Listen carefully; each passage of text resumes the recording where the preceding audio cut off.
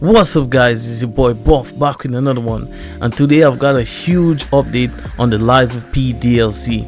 A bunch of YouTubers were flown over in California and got hands-on with this DLC for 2 hours, and one of those YouTubers has gifted me, well, I've actually asked if I could use the gameplay and she said yes.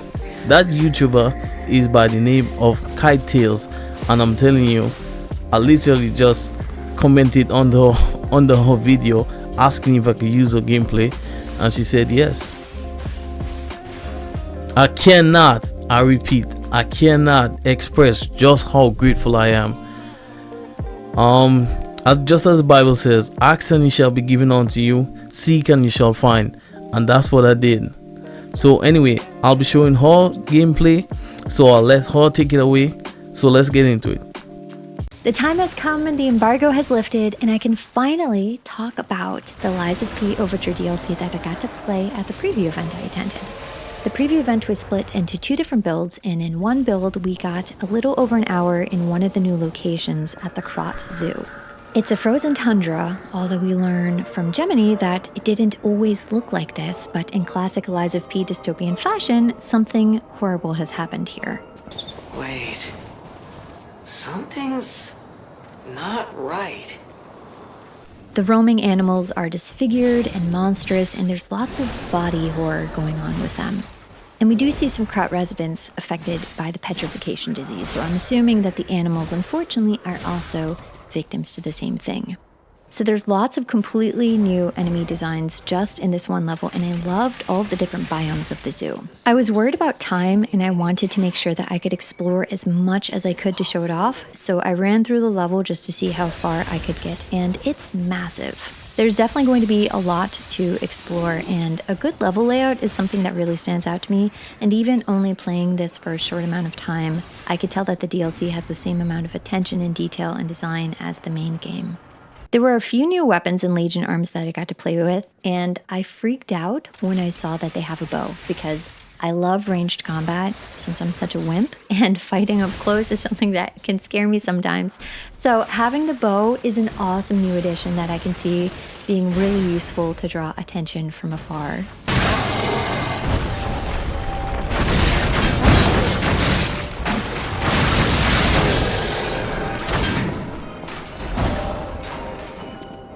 The next weapon I got to play with was the Pale Knight, which is a super cool blade with a bullet element so that you can slash and then shoot upon the end of the attack loop.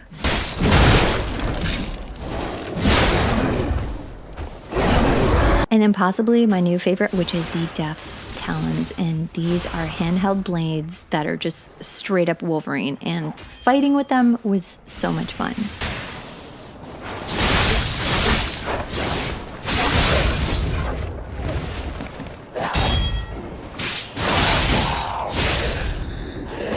And the 2 new Legion arms that I got to mess around with were the Icarus, which fires multiple revolving blades, and Cataclysm, which has this really powerful shotgun pellet attack that you can pre-load and then release later.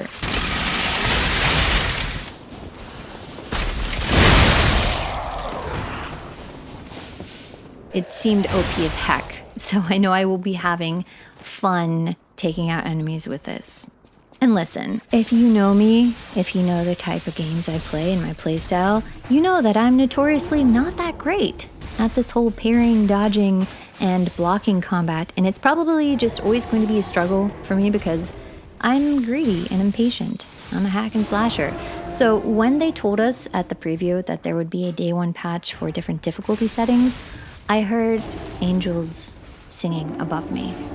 Because someone like me, I really appreciate difficulty settings, so thank you to the developers for making that an option. We will now have Butterfly's Guidance and Awakened Puppet, and these settings will vary in terms of intense combat encounters. And the default difficulty setting for the game is now going to be called Legendary Stalker. In the other demo build, I actually got to play around with the difficulty settings during the Battle Memories mode, which is a boss replay mode. This is going to be included in the base game patch as well, and you are going to be able to revisit past boss battles. You can test your gameplay prowess during the Battle Memories mode across 5 different difficulty settings ranging from 1 to 5. I was able to beat all of the new bosses on level 1, but I didn't get very far on level 3. Just to give you an idea of the difficulty ramp between levels 1 and 3.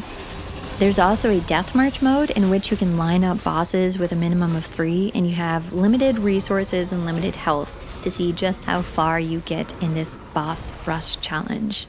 While we weren't given access to that footage to share because they want to keep it a surprise, all of the upcoming new bosses, it was a lot of fun, and it gave me an opportunity to really have an extended amount of time to play around with the new weapons and the Legion arms and the Fable arts. There was one new boss that I did get footage of, however, and unfortunately I was not able to defeat it before the demo preview ended, so you can take my sloppy gameplay of me getting my butt whooped by this reptile, but I swear all I needed was like 10 more minutes, and then I would have wasted this guy.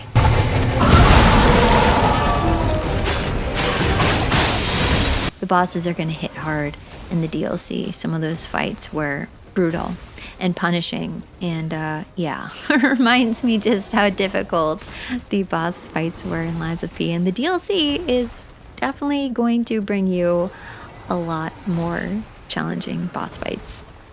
One of my personal favorite things about Lies of P and what really drew me to it was the incredible story and unraveling what happened to this once beautiful metropolis. And I was so happy to see a ton of new little lore tidbits in this demo.